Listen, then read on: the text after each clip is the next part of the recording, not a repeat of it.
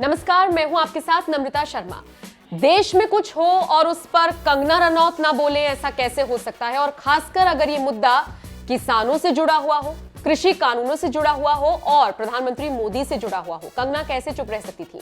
आज सुबह 9 बजे प्रधानमंत्री नरेंद्र मोदी ने राष्ट्र के नाम संबोधन किया और उसमें उन्होंने ये ऐलान किया कि सरकार तीनों कृषि कानूनों को वापस लेगी।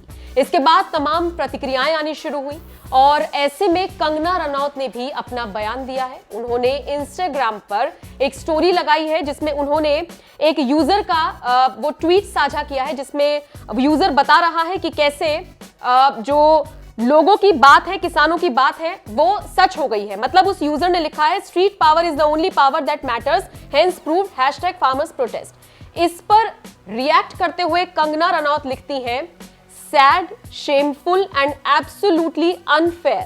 If people on the street have started to make laws and not the chosen government in the parliament, then even this is a jihadi nation.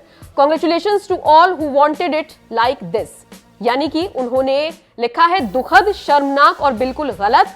अगर संसद में बैठी सरकार के बजाय गलियों में बैठे लोग कानून बनाना शुरू कर दें तो ये भी एक जिहादी देश है। उन सभी को बधाई जो ऐसा चाहते हैं।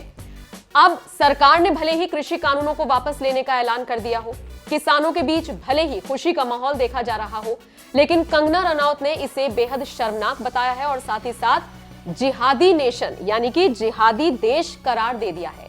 कंगना रनौत इस बयान को देने के बाद सोशल मीडिया पर एक बार फिर से ट्रोल होने लगी है।